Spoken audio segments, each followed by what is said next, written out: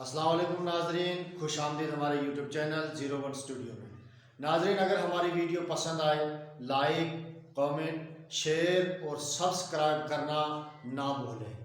ناظرین، آج بہت مزے کی ویڈیو ہے کہ فاتحہ خوانی کرنا اور اس کھانے کو کھانا جائز ہے یا ناجائز۔ فاتحہ پڑھا ہوا کھانا جو ہے یہ بدعت ہے، نہیں کھانا چاہیے۔ ایسی چیزوں سے پرہیز کریں گے تو لوگ بچیں گے نا بیچارے۔ کیا کھائیں گے؟ کوا کہتے جی ہمارے دیہی علاقوں میں جمعرات کو ختم بنا کے کھانا ختم دلاتے ہیں، کھانا بنا کے۔ یہ مولوی کے پیٹ کا مسئلہ ہے، شریعت کا مسئلہ نہیں ہے۔ کیا کھائیں گے؟ کوا کہتے ہیں جی کہ ہمارے ختم کا جو رواج ہمارے مسلمان میں یہ بدعت ہے۔ ختم صغیر، ختم کبیر۔ کیا کھائیں گے؟ کوا محرم یا محرم کے علاوہ ہمارے سنی بھائی جو نیاز کرتے ہیں، اس کا کیا حکم ہے؟ کیا نیاز کا کھانا جائز ہے یا نہیں؟ پرویز علی نواب شاہ سے پوچھتے ہیں۔ بھائی، یہ جو نیاز وغیرہ کے کھانے ہیں یہ تو رسول اللہ صلی اللہ علیہ وسلم اور صحابہ کرام سے ثابت نہیں ہے۔ کیا کھائیں گے؟ کوا فاتحہ پڑھنا کیا ہے؟ ایک آدمی کھانے پر برکت کے لیے سورہ فاتحہ، درود شریف اور 4 کل اور جو بھی اس کو یاد ہے وہ پڑھے، یہ کرنا بدعت ہے۔ کیا کھائیں گے؟ کوا یہ کہتے ہیں کہ آپ لوگ فاتحہ پڑھتے ہیں، آپ لوگ فاتحہ کرتے ہیں، تو فاتحہ کا کہاں ثبوت ہے؟ صحابہ کرام تو فاتحہ نہیں کرتے تھے، سامنے کھانا نہیں رکھتے تھے۔ میں کہتا ہوں فاتحہ کا بھی ثبوت ہے۔ اللہ کے نبی سید عالم صلی اللہ علیہ وسلم نے اپنے سامنے کھانا رکھ کر اس پر کچھ پڑھا۔ حضرت انس رضی اللہ تعالیٰ عنہ فرماتے ہیں کہ میری ماں نے حضور علیہ السلام کی خدمت میں کچھ کھانا پیش کیا جس میں گھی، کھجوریں اور دہی کو ملا دیا گیا تھا۔ اللہ کے نبی نے اس پر کچھ پڑھا۔ اب حضور علیہ السلام جب پڑھیں گے تو کیا پڑھیں گے؟ گیتا پڑھیں گے؟ رامائن پڑھیں گے؟ حضور علیہ السلام قرآن پڑھیں گے، دعائیں پڑھیں گے، کچھ ذکر و اذکار پڑھیں گے۔ تو کھانا پر اللہ کی آیتوں کو پڑھنا، اللہ کے ذکر کو پڑھنا، یہ نبی سے ثابت ہوا۔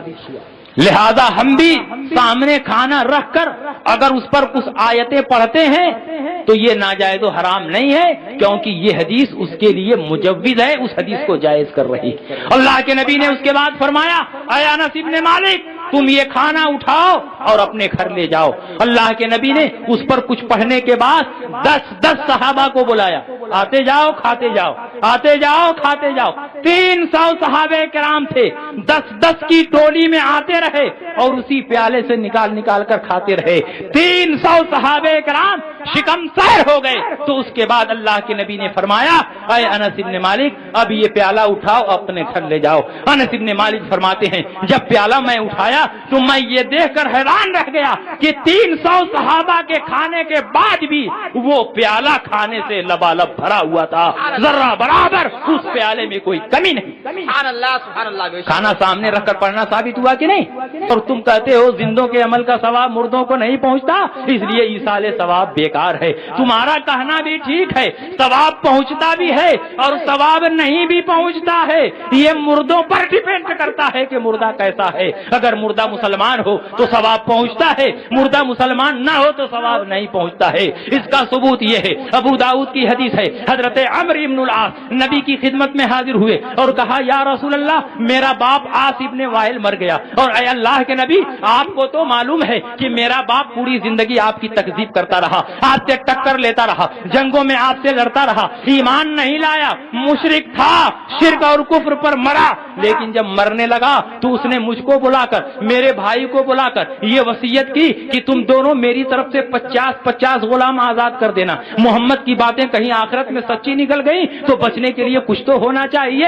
اے اللہ کے نبی، میرے بھائی نے اپنے باپ کے ایصال ثواب کے لیے 50 غلام آزاد کر دیے ہیں، کیونکہ میرا بھائی کافر ہے، مسلمان نہیں، لیکن اے اللہ کے نبی، میں تو مسلمان ہو چکا ہوں، میں تو آپ کا غلام ہوں۔ اگرچہ معاملہ میرے باپ کا ہے لیکن نبی کے مقابلے میں باپ کی کوئی حیثیت نہیں ہوتی، اس لیے اے اللہ کے نبی، اگر آپ فتویٰ دیں تو میں 50 غلام آزاد کروں، اور اگر آپ منع فرما دیں گے تو میں غلام آزاد نہیں کروں۔ کروں گا. اللہ کے نبی کے الفاظ سنو, فیصلہ ہو جائے گا کہ ثواب پہنچتا بھی ہے اور ثواب نہیں پہنچتا ہے. اللہ کے نبی فرماتے ہیں لو کان مسلمن فاعتقت منه او تصدقت منه او حججت منه بلغه ذلك. اگر وہ مسلمان ہوتا اور تم اس کی طرف سے غلام آزاد کرتے, تم اس کی طرف سے صدقہ و خیرات کرتے, تم اس کی طرف سے نفلی حج کرتے, اس کو ثواب پہنچتا. مسلمان ہوتا تو ثواب پہنچتا, لیکن تیرا باپ مسلمان نہیں تھا اسی لیے ثواب نہیں پہنچے گا. جو کہتے ہیں ثواب نہیں پہنچتا ہے وہ ٹھیک ہی کرتے ہیں. ان کے باپ دادا ایسے ہی ہیں کہ ان کو ثواب نہ پہنچے. یہ مردہ نہیں کٹ مردہ ہے, اس لیے ان کو ثواب نہیں پہنچے گا. اور ہمارے مردے نبی کی محبت میں مرے ہیں, نبی کے عشق میں مرے ہیں, نبی کی غلامی کا پٹا اپنے گلے میں ڈال کر لے گئے ہیں. ان کے سینوں میں نبی کی محبت کا چراغ جل رہا ہے. اس لیے جب ہمارے مردوں کو ثواب پہنچایا جائے گا تو ثواب پہنچے گا. ثواب پہنچتا بھی ہے اور ثواب نہیں بھی پہنچتا ہے. یہ مردوں پر ڈیپینڈ کرتا ہے کہ مردہ کیسا ہے. اگر مردہ مسلمان ہے تو ثواب پہنچے گا, مردہ کافر ہے تو ثواب نہیں پہنچے گا. لیکن جب دیکھو بریانی ہے, پلاؤ ہے, زردہ ہے, ملیدہ ہے, یہ کیا تماشا. کیوں نہیں تم گلوں پر فاتحہ کرتے؟ میں کہتا ہوں ہم آپ کے اوپر احسان کرتے ہیں, آپ کے اوپر رعایت کر رہے ہیں, کیونکہ ہم نے دیکھا کہ جب مرغا اور ملیدہ پر فاتحہ کر دیا تو مرغا ملیدہ کے لیے آپ ترس گئے. جب زردہ پر فاتحہ کر دیا زردہ کے لیے آپ ترس گئے. جب بریانی پر فاتحہ کر دیا بریانی سے آپ محروم ہو گئے. اب زیادہ تاؤ دلائیں گے تو مبارک پور کے گلہ گودانوں میں گھس کر تمام گلوں پر فاتحہ پڑھ دیں گے, اور مفت لال کی فیکٹری میں گھس کر تمام کپڑوں پر فاتحہ پڑھ دیں گے. آپ ایک ایک دانے سے محروم ہو جائیں گے اور ایک ایک چٹ کپڑے سے محروم ہو جائیں گے. روڈ پر بھوکے اور ننگے نظر آئیں گے. کیا کھائیں گے؟ کوا کے علاوہ تو کوئی چیز ملے گی نہیں. کوا ہی پر ہم لوگ فاتحہ نہیں کرتے, باقی تمام چیزوں پر فاتحہ کر دیتے. اللہ کے نبی نے ارشاد فرمایا ان الشیطان یستحل الطعام الا یذکر اسم اللہ علیہ.